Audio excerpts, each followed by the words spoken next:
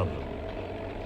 To a stranger from quieter parts, a grim place on a grey day, and just as grim and harsh on a bright day. The overpowering din of traffic, the geography of the city of the suburbs. There's so much to take in, so many unsmiling faces in a faceless crowd. And where to go, how to find places. For a quiet country girl, unprepared for the bustle of city life, that's her first problem. To her, Dublin is the compact comfort of that map on the front of the telephone directory. It seems to make Dublin neat and accessible. That was the way Frances McGuigan saw Dublin when she first arrived from Castleblaney. It was a question of where to live. She tells her own story. I hadn't really thought about the life, how it would be. I was just really determined to get out of the small town where I lived, because I was brought up in the country. I came to Dublin 4 years ago.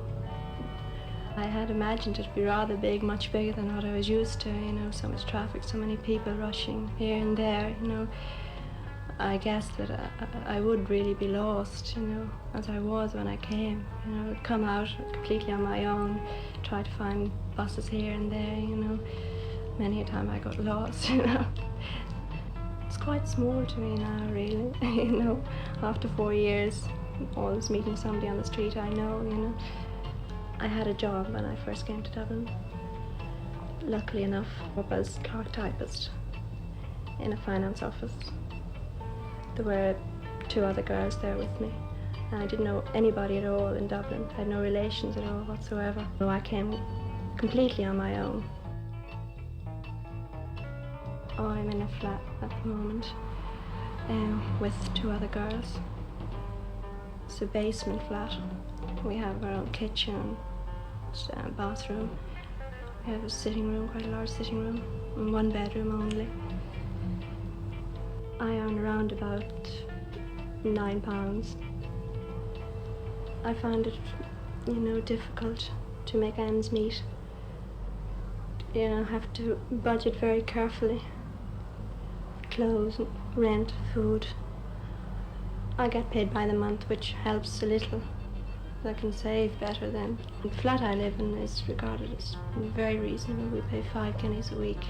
It's £1.15 each for 3 of us.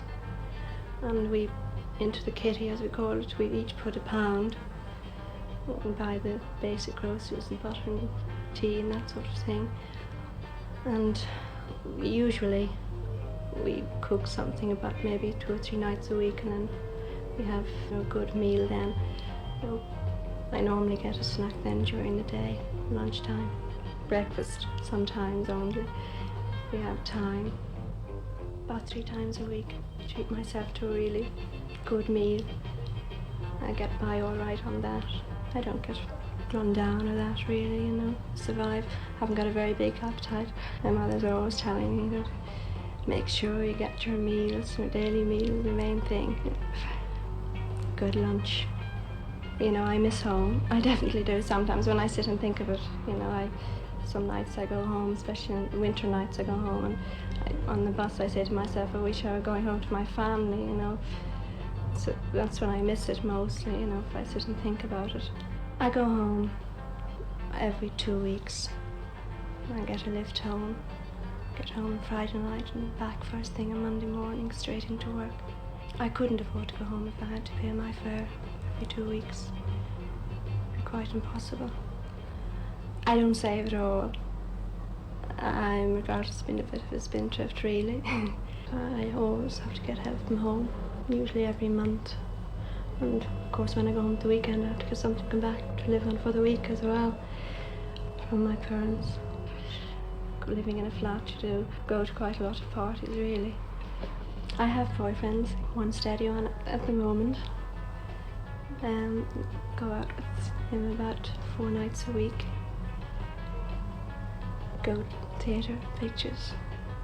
And only for that I think my social life would be well, I couldn't afford to have a really good social life, only that I do have a boyfriend. My one ambition is to eventually settle down in Dublin. I'd like to live in the suburbs. I love the suburbs of Dublin, the south side especially. I have a family, of course.